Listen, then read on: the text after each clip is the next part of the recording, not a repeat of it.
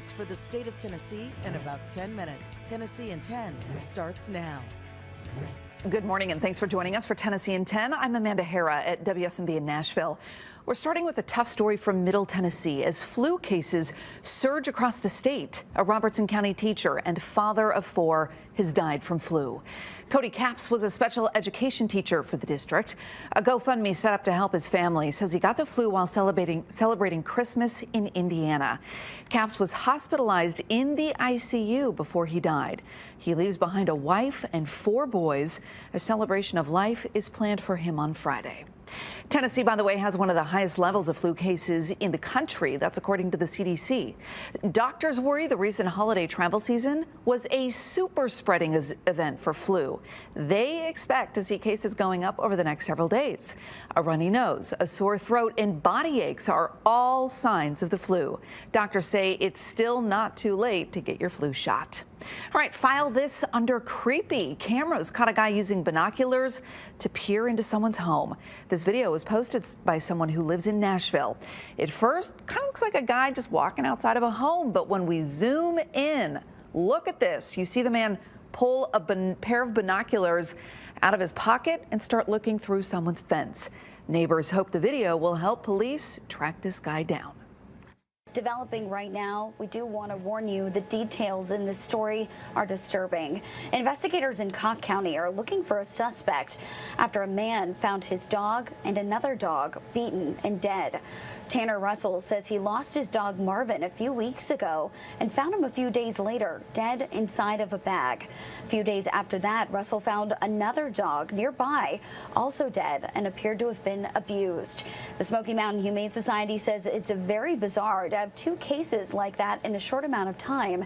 And now Russell and police want to figure out who's responsible. Nothing on his body. He just had what I would describe as dents in his head. You know what I mean? And he looked like he'd been dipped in red paint. I said that in the newspaper article because it's exactly what he looked like. The Cocke County Sheriff's Office is investigating these dog deaths. Well, this morning, some new changes are in effect to help keep teenage drivers from driving distracted. Starting this year, teens are going to face harsher penalties if they're caught on their phone behind the wheel. The new law means on the second offense, 7 points will be charged to the driver's license of anyone under the age of 18 caught texting or looking at their phone while driving. That's enough to potentially suspend their license for up to a year. The Eddie Conrad Act is named after a man who was killed by a distracted driver back in 2020.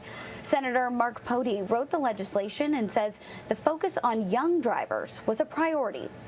Distracted driving is a huge issue for them. They're already all over the board. They don't have the experience of driving and such. This just brings into a little bit more look.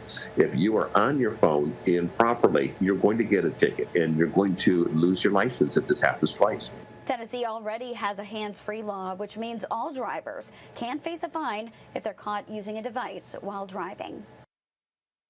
Well, Governor Bill Lee's plan to send kids to private schools on the state's dime will be decided by lawmakers next week. So the voucher plan would give 20,000 students about $7,000 each to use to attend private schools.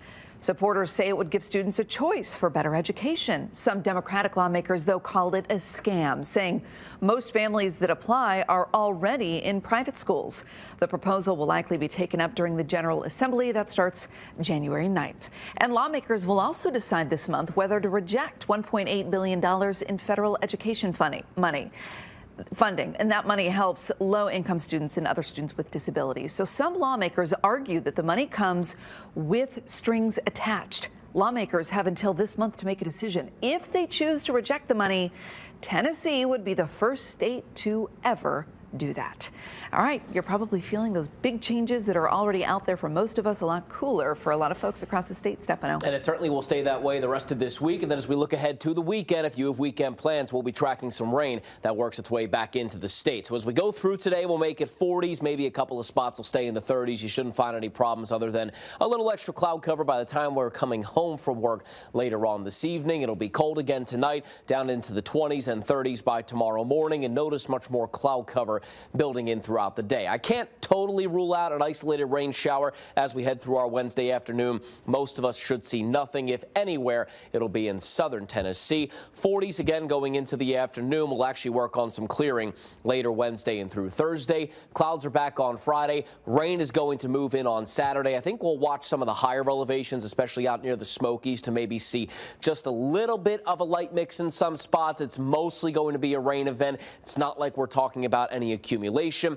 All of that should taper off quickly through Saturday evening and into the overnight, with just a leftover shower on Sunday. So Sunday should be a drier day than what we see on Saturday. Will dry out on Monday with increasing clouds after some brief sunshine. Another big storm system coming our way early next week. That one looks like it's also mainly just going to be rain, if not all rain for us, but widespread scattered rain showers definitely very beneficial for us across the mid-state.